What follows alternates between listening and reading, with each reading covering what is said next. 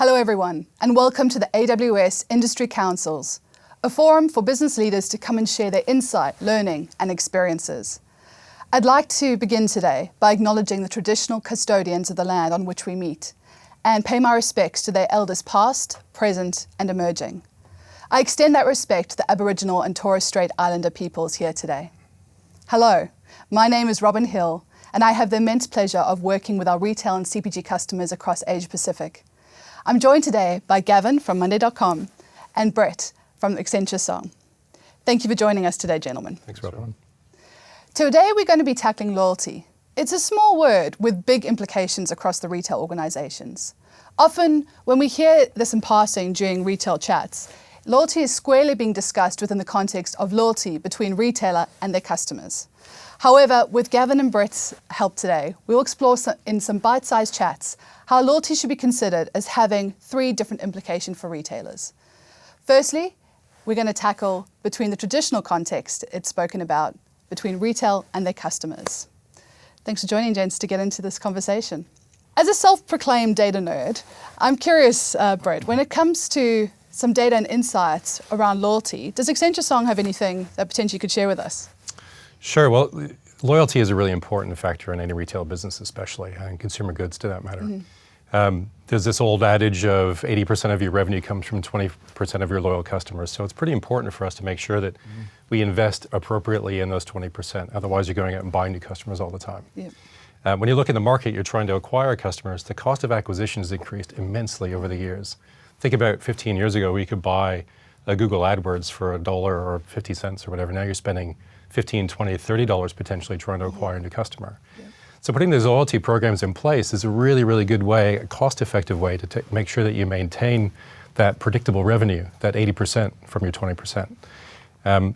We have noticed in the market that if you do have a loyalty program that actually makes sense, sometimes you see loyalty businesses or loyalty programs implemented in a business that really doesn't make sense, like an insurance product, for example. Yep. You need to be quite transactional and be able to encourage that interplay that is now non-transactional communication with the customer. These organizations seem to enjoy 15 to 25% of increased revenue off the back of that. And I used the word predictable before. So when you have a loyalty program in play, you have an opportunity to communicate with customers much more often out of that transaction. You can make offers to them, special discounts and so on. You can drive things like Prime Days, for example. And when you have that loyalty, that conversation becomes a lot more fluid. So 15 to 25% is a pretty good improvement on revenue, and that's a good way for a brand to differentiate themselves in the marketplace. So what should retailers think about strategically then when they're thinking about their loyalty program?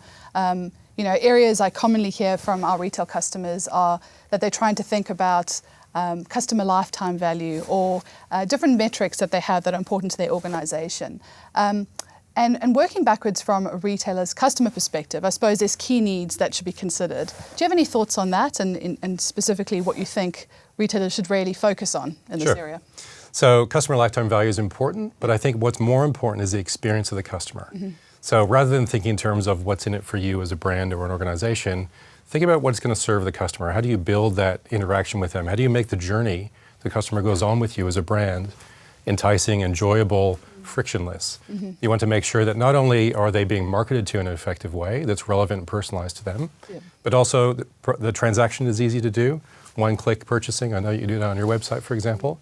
How do you make that transaction seamless? Yeah. But also, let's work on the negative side of things as well. Make sure the journey supports things like refunds and returns and what have you. Yeah. And alongside all of that, make sure that you're focusing on that, building a loyalty that is beyond a loyalty rewards program. So rewards are important, but they have to be backed up by something else. Just giving away points is not going to give you affinity for you as an organization. Yeah. You need to have that experience to be quite a seamless experience with the customer. Yeah.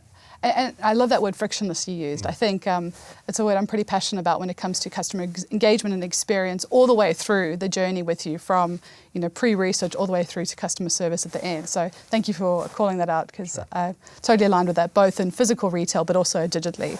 Yep. Gavin, when it comes to monday.com, is there a way that you're helping retailers kind of think about loyalty with their customers and some insight there and from a tracking perspective? Yeah, I think it's really interesting, Robyn. I mean, what Brett said, 80% of the revenue is coming from 20% of that loyalty base. So there's so much going on and so much planning. It's really about orchestrating, what is going to be produced, what content is going to which part of the database at what time, and whether it's an offer or whether it's an information-based piece. I mean, I look at some of the loyalty programs out there, some of them are paid for. You look at Adairs, for example. That is a paid-for loyalty program that has phenomenal reach. But if you look at the type of content they're producing, they're managing that down to the finite detail. So it's really about having a marketing calendar that really is looking at, what particular campaigns have you got coming up, like, Brett alluded to there, is there a Black Friday campaign coming up, and is that a way you're going to drive offers, but also driving the right information for that user base as well? So a lot of what we're saying is around the planning process. So having a calendar in place, and then really off the back of that, measuring and being able to put in place the different parameters to be able to deliver the right offer at the right time to the base, but not over-indexing on offers, actually providing other value and other insights as well. Thanks very much, Gavin and Brett, for sharing your thoughts today. And that brings us to the close of our chat around loyalty between retailers and their customers. Take care.